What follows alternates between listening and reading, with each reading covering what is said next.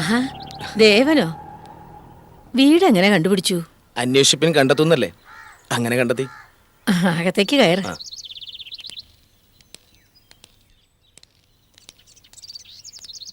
ഇരിക്കു ദേവ.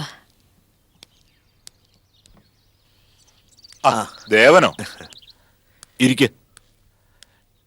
എന്താ ദേവ, എന്തോ അത്യാവശ്യ കാര്യമുണ്ട്, അല്ലാതെ ദേവൻ ഇത്ര ദൂരം വരില്ല. അതെന്താ, നിങ്ങളെ കാണാൻ മാത്രമായിട്ട് എനിക്ക് വന്നൂടെ? അല്ല ദേവ, അവിടെ എന്തെങ്കിലും പ്രശ്നം? അങ്ങനെ പ്രശ്നമൊന്നുമില്ല. പ്രസാദിന്റെ സ്ഥിതി എന്താ? അവന്റെ കാര്യം ഓർത്തിട്ട് എനിക്ക്. അമ്മ വിഷമിക്കാതിരിക്കെ, പ്രസാദിന് ഒരു കുഴപ്പമില്ല. ദേവൻ അവിടെ പോവാറുണ്ടോ? ഉണ്ട്. എല്ലാവരും ഉണ്ടായിരുന്നൊരു വീട്ടിൽ പെട്ടെന്ന് ഒരാൾ മാത്രമാകുമ്പോൾ വല്ലാത്ത വ്യത്യാസം അനുഭവപ്പെടില്ലേ? ഒരു ശൂന്യത, ആ ഒരു പ്രശ്നമേ ഉള്ളൂ. പക്ഷേ അതൊരു ചെറിയ പ്രശ്നമാണെന്ന് പറയാൻ പറ്റില്ലല്ലോ. ആരെങ്കിലും മനഃപൂർവ്വം അവനെ ഒറ്റപ്പെടുത്തിയതല്ലോ ദേവ, ഏകാന്ത തടവിന് സ്വയം ശിക്ഷിച്ചതല്ലേ. നമുക്ക് എന്ത് ചെയ്യാൻ പറ്റും? ആഹാരത്തിന്റെ കാര്യമൊക്കെ എങ്ങനെയാ? ഡിസോർഡറാണ്. അമ്മിണി കുറച്ച് ദിവസമായിട്ട് വരാറില്ല. അമ്മയും സുമിത്രയൊന്നും ഇല്ലാത്തതുകൊണ്ടായിരിക്കും. അയ്യോ, പിന്നെ എൻ്റെ കുഞ്ഞ് എങ്ങനെ വല്ലതും കഴിക്കും? പുറത്തു നിന്ന് കഴിച്ചിട്ട് വരുമെന്ന് തോന്നുന്നു. എത്ര വിളിച്ചാലും എൻ്റെ വീട്ടിലേക്ക് വരില്ല. അവിടെ അമ്മായിട്ട് ഉടക്കലാണല്ലോ. പിന്നെ ശ്യാമയ്ക്കും ദേഷ്യമായിരിക്കുന്ന പ്രസാദിൻ്റെ വിശ്വാസം.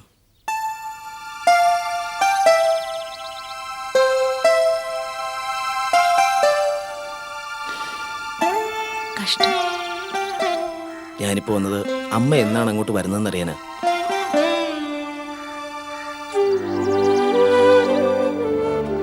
അമ്മ വരണം, അതൊട്ടും വൈകാനും പാടില്ല. അമ്മ ഒരിക്കൽ വന്നതല്ലേ ദേവ, എന്നിട്ട് എന്താണ്ടായേ? ആട്ടിപ്പായിച്ചു. ആരും ബന്ധുക്കളില്ല, ആരുടെ സഹായം വേണ്ട എന്ന് പ്രഖ്യാപിച്ച ഒരാളുടെ മുറ്റത്തേക്ക് വീണ്ടും എങ്ങനെ ചെല്ലും? സെയിം റിയാക്ഷൻ തന്നെയല്ലേ ഉണ്ടാവുക. പക്ഷേ അതോർത്ത് നമുക്ക് എത്ര നാൾ മാറിയിരിക്കാൻ പറ്റും? പ്രത്യേകിച്ചും അമ്മ. പ്രസാദിന്റെ സ്വഭാവം നമുക്കൊക്കെ അറിയാലോ. ആളും തരവും നോക്കാതെ ചൂടാവും, തോന്നിയതൊക്കെ വിളിച്ചു പറയും. ആ നേച്ചർ ഇപ്പോൾ മുമ്പത്തെക്കാളും സ്ട്രോങ് ആയിട്ടുണ്ട്. ശരിയാണ്. എന്നാലും ആ ഏകാന്തവാസം തുടർന്നു പോകുന്നത് ആരോഗ്യകരമല്ലമ്മേ. ഒറ്റയ്ക്കാവുന്നത് തെറ്റുകൾക്ക് നല്ല വളമാണ്. ഞാൻ പറയുന്നത് രമേശന് മനസ്സിലാവും. മനസ്സിലാകുന്നുണ്ട്. മുൻപിൻ നോക്കാതെ ദയയില്ലാതെ പലതും ചെയ്തിട്ടുണ്ടാവും. എന്നാലും പ്രതികാര ചിന്തയോടെ ഒരിക്കലും നമ്മൾ മാറിയെന്നൂടാ. അങ്ങനെ മാറിയെന്നാ പിന്നീട് നാം ദുഃഖിക്കേണ്ടി വന്നാലോ? ദേവാ, എനിക്ക് ഒരിക്കലും എന്റെ അനിയനോട് പ്രതികാരം ചെയ്യണമെന്ന് തോന്നിയിട്ടില്ല.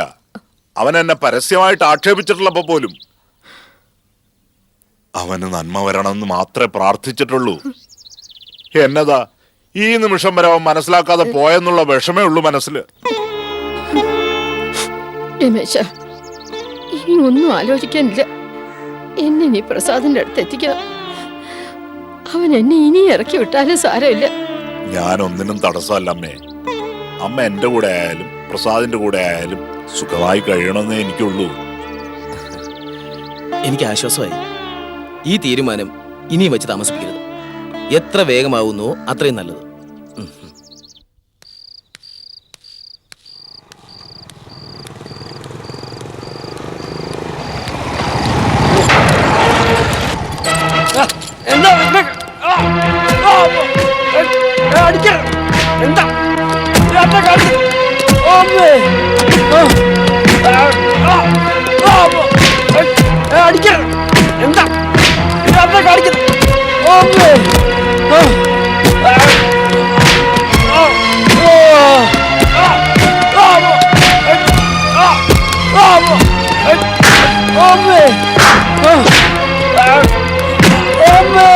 പ്രസാദേ,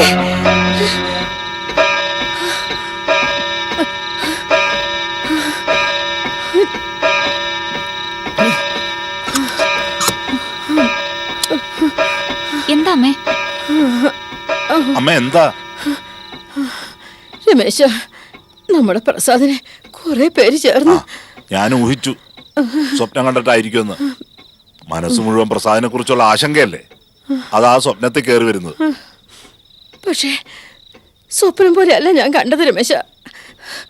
ശരിക്കും ശരിക്കും. അമ്മ സമാധാനമായിട്ട് കിടന്നോളൂ. പ്രസാദിന് ഒരാപത്തും വരില്ല. അതെ അമ്മേ, പ്രസാദിനൊന്നും സംഭവിക്കില്ല. അമ്മ സമാധാനമായിട്ട് കിടന്നുറങ്ങും. അതല്ല മോളെ, പ്രസാദിന് എന്തോ ആപത്ത് വരാൻ പോകുന്നു എന്റെ മനസ്സ് പറയുന്നു. വെറുതെ മനസ്സിൽ അങ്ങനെ തോന്നില്ല. ആ വീട്ടിൽ ആരും സഹായത്തിനില്ലാതെ എന്റെ കുഞ്ഞു ഒറ്റയ്ക്കല്ലേ മോളെ. ഈശ്വര, അവനെ വിട്ടിട്ട് ഞാൻ പോരാൻ പാടില്ലായിരുന്നു രമേശ.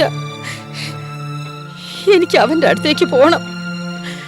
അവന്റെ ഇന്നത്തെ ഈ അവസ്ഥയ്ക്ക് കാരണം ഞാനാ. എന്താ അമ്മ ഈ പറയണേ? അവന്റെ ഇപ്പോഴത്തെ അവസ്ഥയ്ക്ക് കാരണം അമ്മയാണോ? നമ്മൾ ആരെങ്കിലും ആണോ? എല്ലാം അവൻ തന്നെ വരുത്തി വെച്ചതല്ലേ. എന്നിട്ടും എല്ലാവരെയും ശത്രുക്കളായി സങ്കല്പിച്ച് യുദ്ധത്തിന് ഒരുമ്പെട്ട് നിന്നാ നമ്മളെന്ത് ചെയ്യും?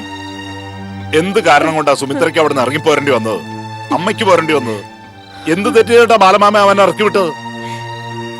തെറ്റുകൾ സ്വന്തം ഭാഗത്താണെന്ന് മനസ്സിലാക്കാതെ അല്ലേ ഇപ്പോഴും പ്രസാദിന്റെ പോക്ക്? നീ പറയുന്നതൊക്കെ ശരിയാ, പക്ഷെ എനിക്ക് അവനെ കണ്ടേ തീരൂ. എന്നെ അവന്റെ അടുത്തൊന്ന് എത്തിച്ചു തരില്ലേ നീ? രമേശേട്ടാ, അമ്മ പറയും പോലെ ചെയ്യൂ. പാറു, നീ കാര്യം മനസ്സിലാക്കാതെ വെറുതെ. കാര്യം മനസ്സിലാക്കിയിട്ട് തന്നെയാ പറയുന്നത്. ആ ശരി, കൊണ്ടുപോവാ. പക്ഷേ അർദ്ധരാത്രി തന്നെ വേണോ? നാളെ നേരം വെളുത്തിട്ട് പോരെ? അത് മതിയമ്മേ. ഇപ്പൊ അമ്മ ശാന്തമായിട്ട് കിടന്നുറങ്ങും. കിടന്നോളൂ.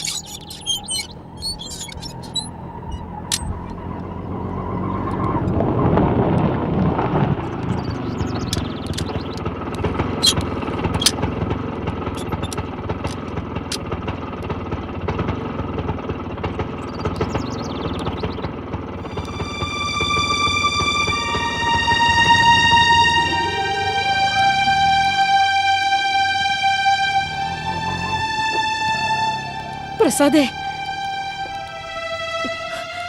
അമ്മ വന്നടാ. ഇനി അമ്മ നിന്നെ വിട്ട് എങ്ങോട്ടും പോവില്ല. നീ സമ്മതിച്ചാലും ഇല്ലെങ്കിലും ഈ വീട് വിട്ട് ഒരിടത്തേക്ക് അമ്മ പോവില്ല മോനെ. ഇവിടെ നിന്റെ കൂടെ തന്നെ ഉണ്ടാവും എന്നും. പ്രസാദേ, പോവല്ലേ മോനെ. അമ്മ സത്യമായി ഇവിടെ നിൽക്കാൻ വന്നതാ.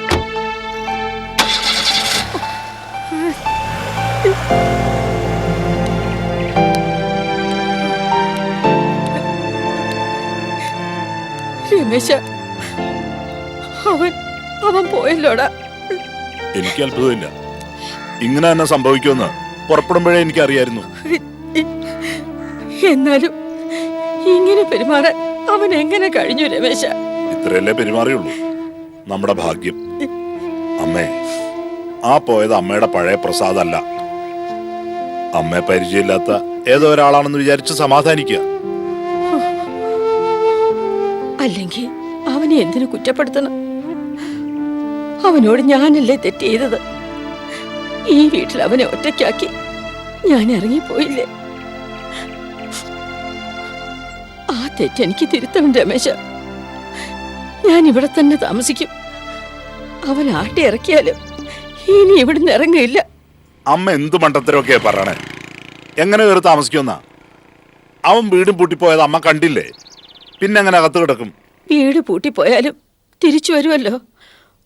അതുവരെ ഞാൻ ഇവിടെ തന്നെ നിൽക്കും. നന്നായിട്ടുണ്ട്. എത്ര നേരം അമ്മ ഇവിടെ നിൽക്കും? പ്രസാദ് തിരിച്ചെത്തുന്നത് വരെ. അമ്മ എന്തറിഞ്ഞിട്ടായി സംസാരിക്കുന്നത്? കൃത്യസമയത്ത് ജോലിക്ക് പോവുകയും കൃത്യസമയത്ത് വീട്ടിലെത്തുകയും ചെയ്യുന്ന ഒരു പ്രസാദിനെ അമ്മയ്ക്കറിയൂ. എന്നാൽ ആ പ്രസാദ് ഇപ്പോഴില്ല. അവനിപ്പോൾ സമയബോധമില്ല. പുതിയ ശീലങ്ങളും പുതിയ മേച്ചിൽപ്പുറങ്ങളും. കൂടുതലൊന്നും ഞാൻ പറയണ്ടല്ലോ. ഏത് നേരത്തെ ഇനി തിരിച്ചെത്തുകയെന്നും ഏത് കണ്ടീഷനിലാണ് എത്തുകയെന്നും ഊഹിക്കാവുന്നതേ ഉള്ളൂ. ചിലപ്പോൾ പാതിരാത്രിക്കാണെങ്കിലോ. വേണ്ടമ്മേ, നമുക്ക് പോവാം. പക്ഷേ രമേശ, അവൻ നന്നാവാനായി നമുക്ക് പ്രാർത്ഥിക്കാം അമ്മേ. അത് മാത്രമേ നമുക്കിപ്പോൾ ചെയ്യാൻ കഴിയൂ. വാ അമ്മേ, നമുക്ക് പോവാം.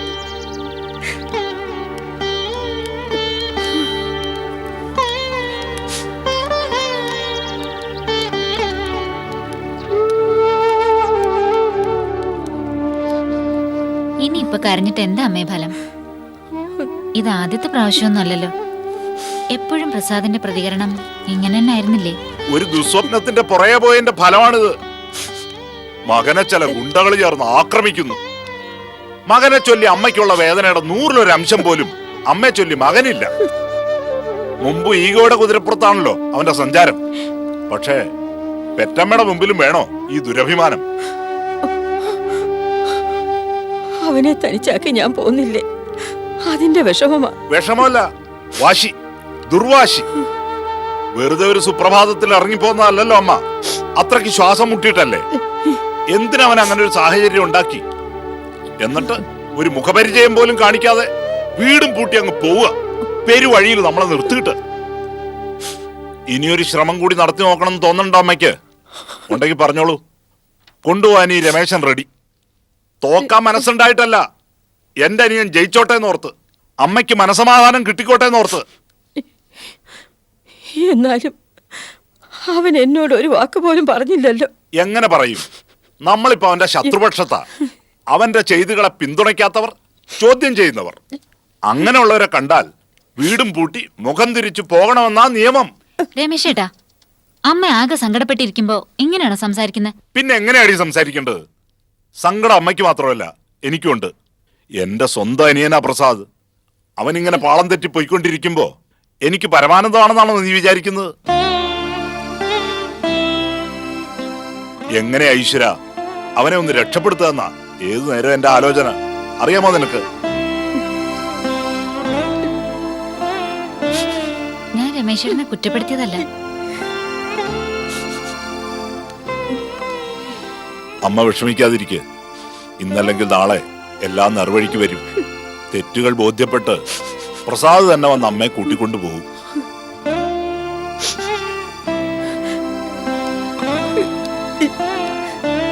ഈശ്വര, കൂടുതലൊന്നും കാണാൻ ഇടവരുത്താതെ അങ്ങ് വിളിച്ചാ മതിയായിരുന്നു. ജീവിച്ചു മതിയായി മോളെ.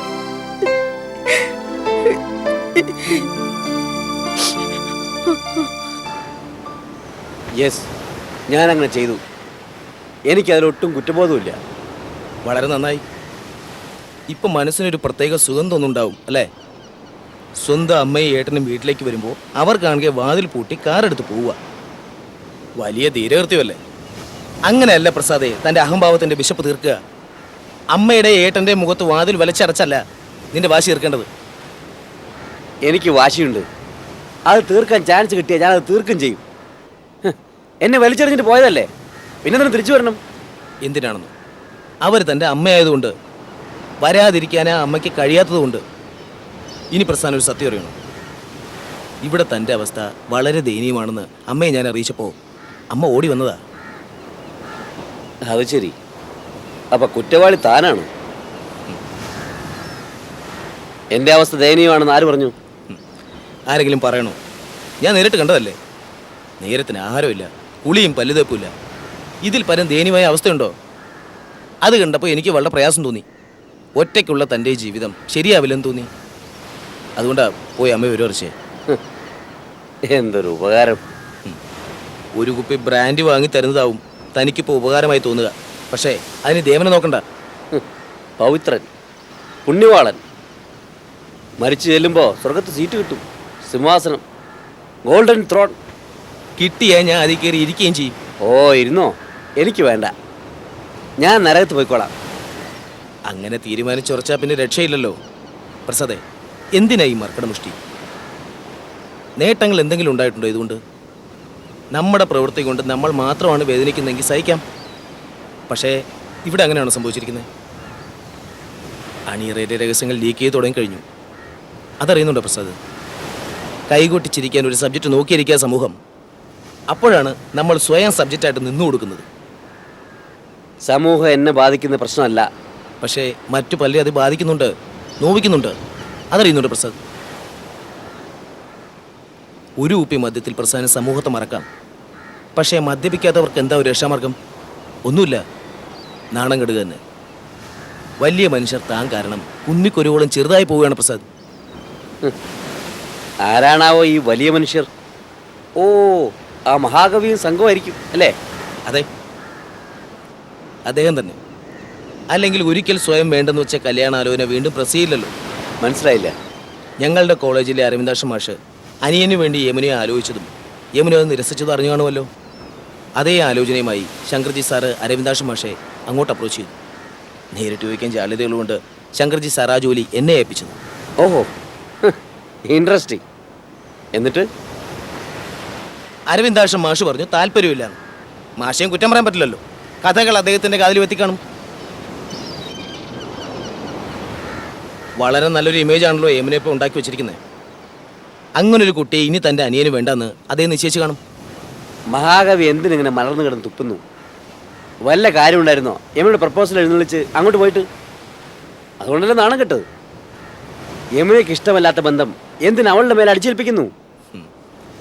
യമുനയെ പിന്നെ എന്ത് ചെയ്യണം? അത് എന്നോടല്ല, യമുനോടാ ചോദിക്കണ്ടത്. രണ്ടും തുല്യമാണല്ലോ. ദേവാ, സത്യം പറഞ്ഞപ്പോൾ നീ ചൂടാകുന്നതിന്? ഈ നിലയിൽ പോയാൽ യമുനയ്ക്ക് നല്ലൊരു ബന്ധം വരാൻ കുറച്ച് ബുദ്ധിമുട്ടായിരിക്കും. ഇന്നൊരു അരവിന്ദാക്ഷ മാഷ്, നാളെ മറ്റൊരാൾ. ഒരു പെൺകുട്ടിയുടെ ജീവിത കഷ്ടത്തിലാവുന്നത് താനത് ആലോചിക്കുന്നുണ്ടോ?